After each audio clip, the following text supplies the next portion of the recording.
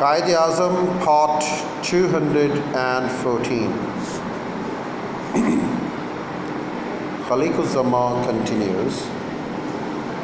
After the breakdown of the Palestine conference, there was no reason left for our staying on in London. And near about 10 March 1939, we decided to go back to India. A few days later, I read a news item in the press that Under Secretary of State for India had returned after a tour of the country.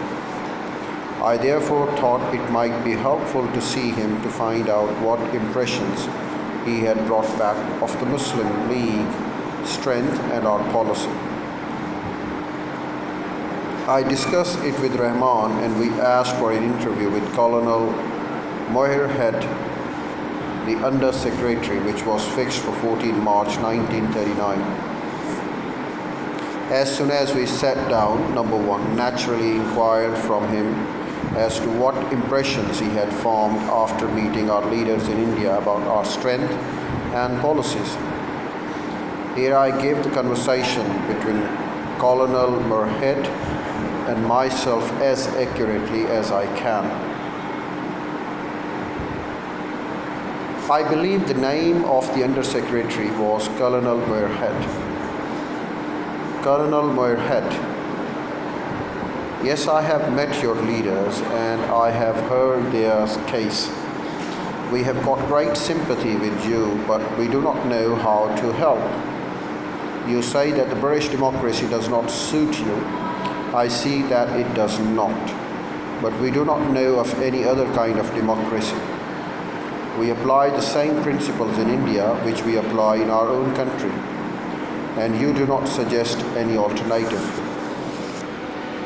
As soon as he finished this sentence, I went up to the map of India which was hanging in his room and pointed out two areas, north, west and east, which were Muslim areas, which might be separated from the rest of India.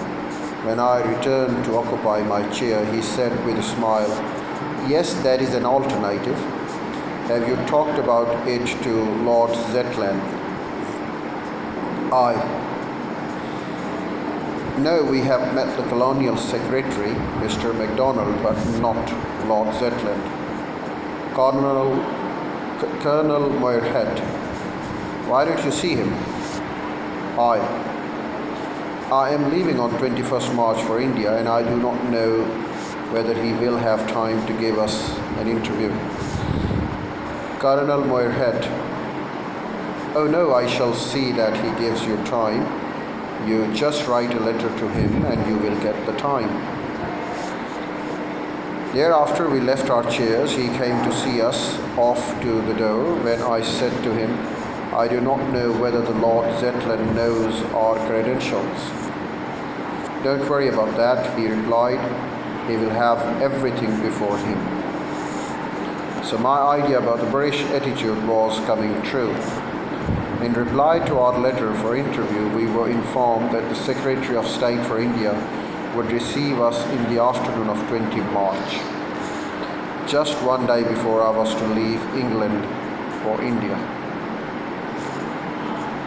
Lord Zetland was very cordial, and after a few preliminary exchanges of views about the weather, I started by giving him a brief survey of Muslim relationship with British government extending over on 150 years and brought it down to the Government of India Act 1935. Thereafter I said, now that you are transferring more powers to India, you are doing it in such a manner that 100 million Muslims might find themselves the slaves of the majority when you have completed the task. At this stage, he interrupted me and made the same, completed the task. At this stage, he interrupted me and made the same remark which was made by the Undersecretary, namely, but you do not suggest any alternative. I did not require any searching of my brain, for I had already suggested the alternative to Colonel Moirhead Therefore, as soon as Lord Zetland raised the question of an alternative, I immediately replied,